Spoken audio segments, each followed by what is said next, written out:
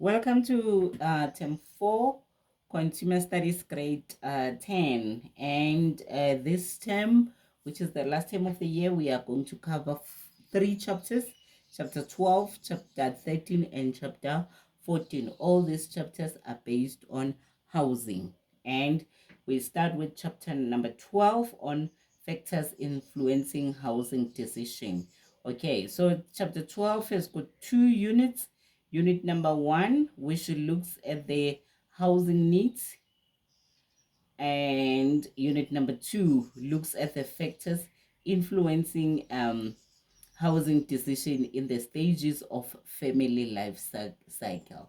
Okay, so we're going to start straight by going to page still on page at the bottom of page let me see, we're going to page 189. At the top of page 189, that's where we are going to start with unit number 1. We're going to look at the housing needs. Okay, so are we all clear? That's page 190. We are looking at housing needs. Everything in your environment affects your well-being. Your microenvironment in the form of housing helps you to fulfill your needs. It also helps you to express your priorities. Human needs and personal priorities have big influence on the housing decision that consumers make. In chapter number 2, you learned about the needs that Maslow defined in his hierarchy. You remember the hierarchy, Maslow hierarchy of needs we did in chapter 2. Now, table 12.1, look at these needs in terms of housing.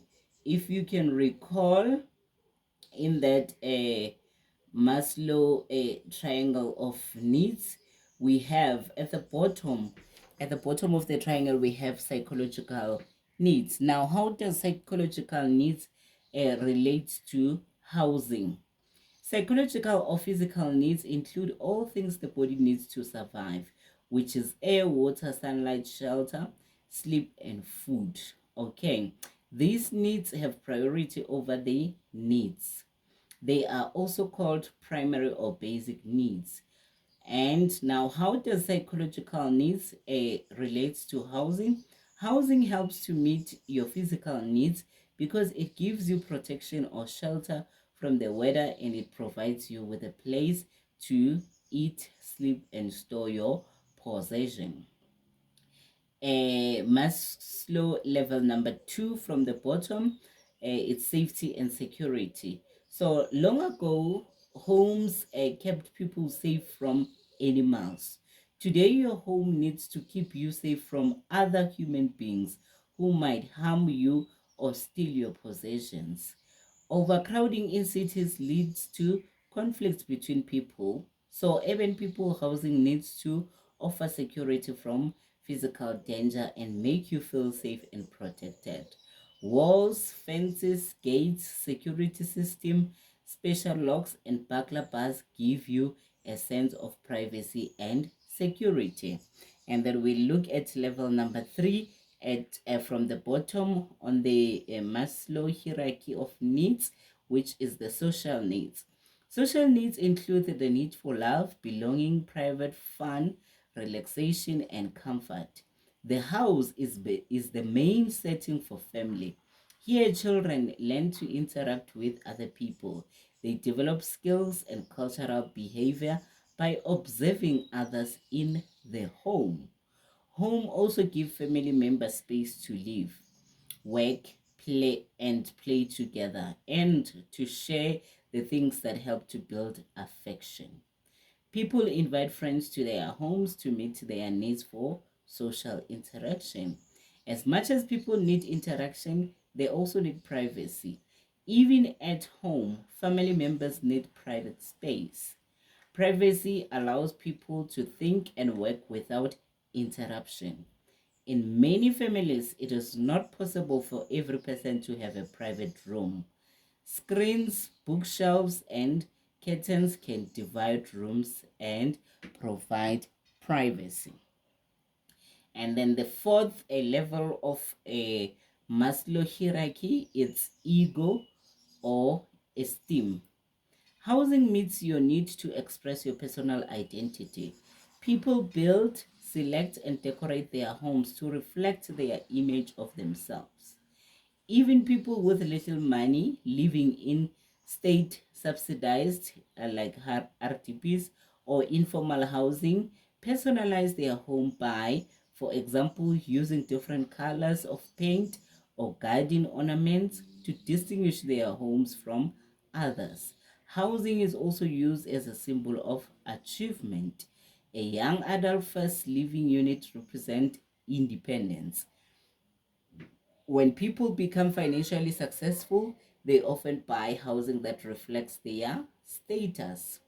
And the last a level on the Maslow hierarchy of needs, which is the top part of the triangle, is self-actualization. How does this relate to housing? Housing can provide people with an opportunity for creativity. Many people use their imagination and skills to create something new. They build their own homes, buy old houses and restore them or redecorate their homes. Housing also provides space for hobbies and other creative activities. So this is how the Maslow hierarchy of needs is linked or is related to housing. Very important to understand how the hierarchy of needs is related to housing. Now let's look at personal priorities. What is important to you? What do you like? What do you think is right and wrong? Your answers to this question tells you what your personal priorities are. Your priorities are different from those of anyone else. Your norms and values, we will look at this just now, determine your personal priorities. Your personal priorities influence your housing decisions. Individuals and families' norms and values influence the kind of housing they require and prefer. They also influence the amount they are prepared to spend on housing. Individuals and families can make competent housing decisions if they know what their norms and values are.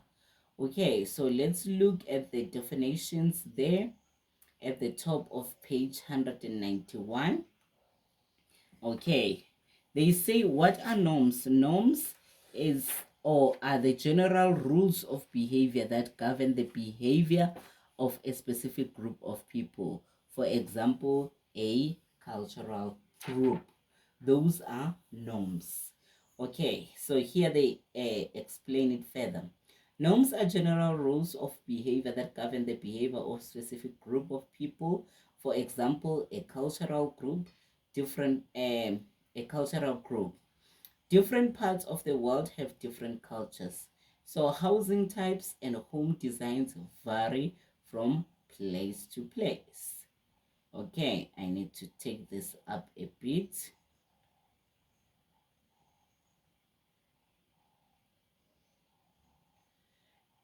Cultures change and housing needs and priorities change with them. For example, in traditional Zulu culture, the typical housing structure is the circular beehive hut. The quality of the structure is judged by material used.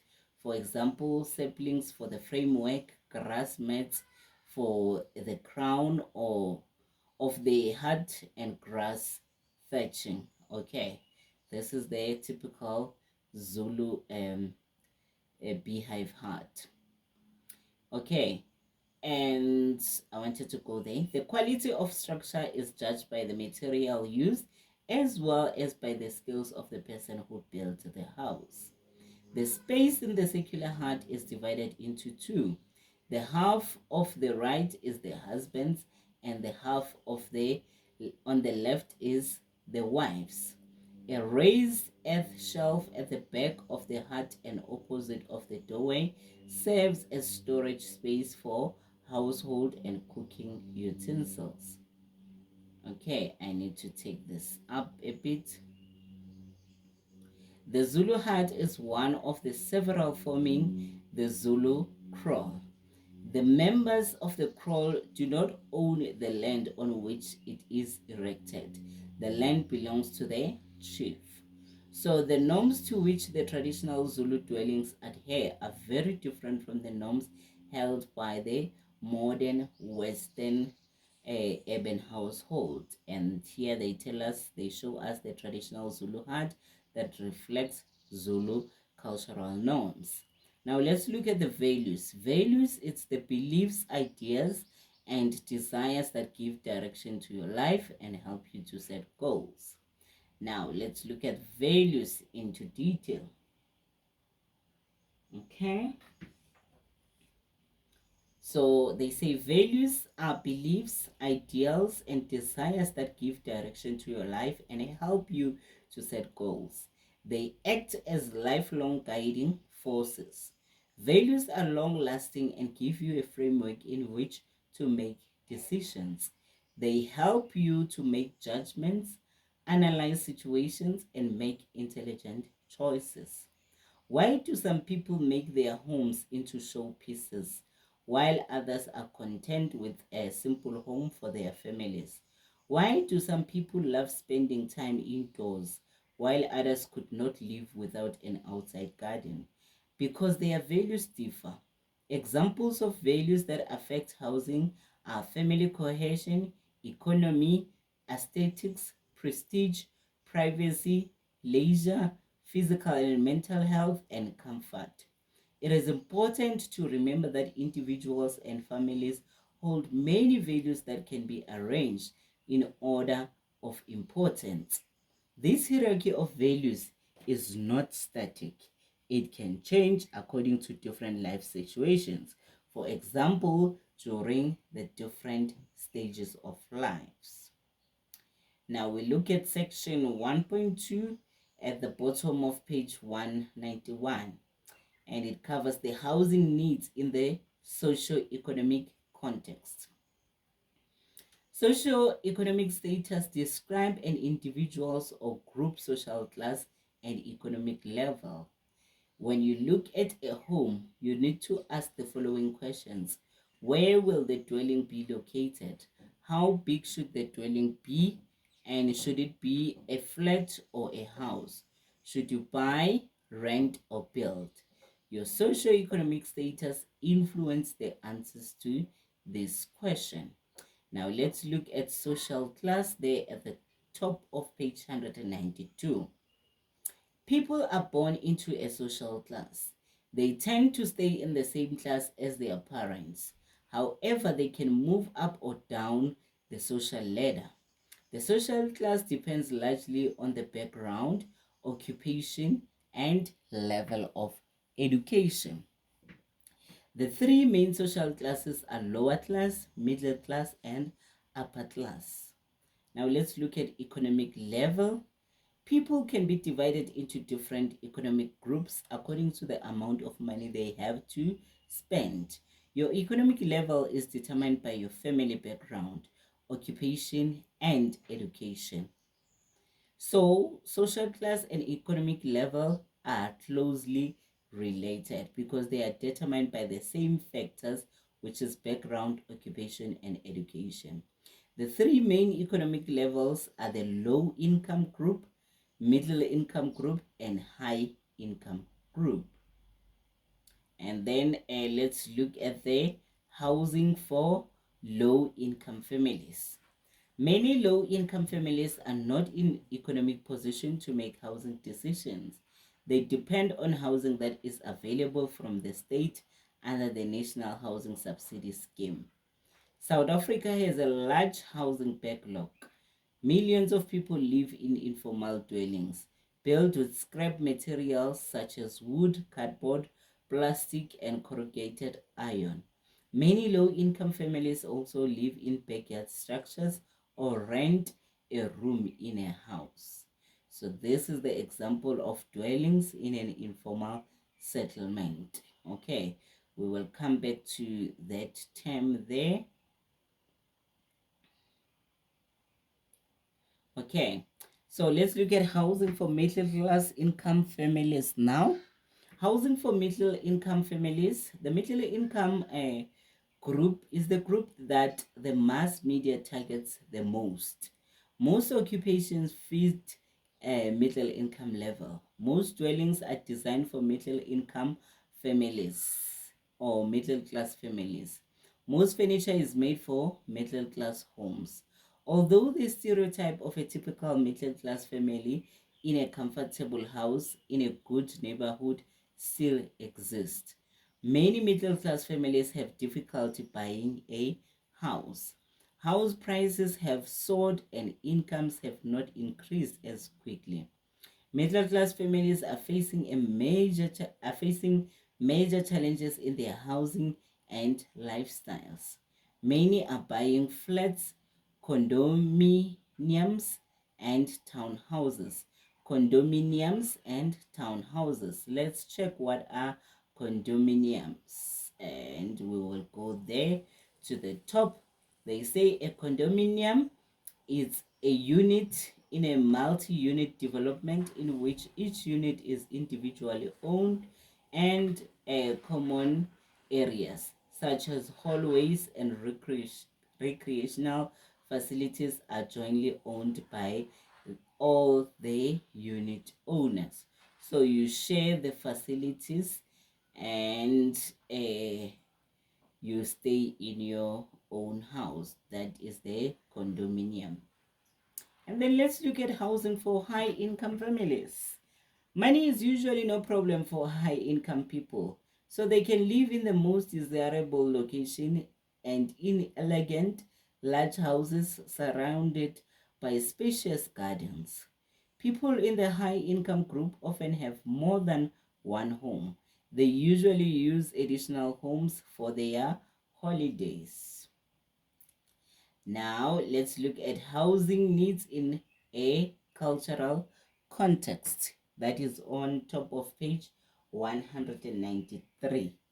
At the top of page 193.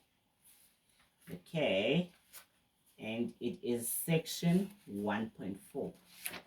Section 1.4. Different, okay, let's start with the topic. Housing needs in cultural context. Different cultures have different lifestyles, norms, values, tradition, and social habits. This determines the functions of a home. For example, preparing food is universal. All human groups transform raw food. However, how they do this varies considerably, mainly because of cultural differences. So the functions of places where food is prepared, their locations, sizes, organization, equipment, and relation to the other settings in the house vary according to cultural customs and beliefs. All people have the same basic needs. They meet these needs in different ways, depending on their culture, lifestyles, values, norms, traditions, and social habits. Every culture has an image of how its people should live. This influences the form of house, the layout of the space, and the arrangement of the furnishings and equipment in it. The availability of local materials, the climate, and how easy it is to build in the landscape also determines the forms of housing that people choose. Globalization has caused many cultural groups to change their housing traditions to conform to Western ways of living. The most noticeable differences in South African housing forms are between urban and rural dwellings. Urban dwellings in South Africa and around the world have been largely been influenced by Western ways of living. Urban dwellers tend to try to live in houses or flats that are built from long-lasting materials. In developing countries like South Africa, informal settlements develop around urban areas because housing cannot be provided quickly enough to meet the demands of all the people. Housing in the rural areas is often more traditional than urban housing. South Africa has different indigenous cultural groups, each with its own traditions, custom, and housing priorities. And here we see a traditional Ndebele home. And let's get the definition of the term indigenous. They say coming from or found only in a specific geographic area. And this brings to the end of Unit 1.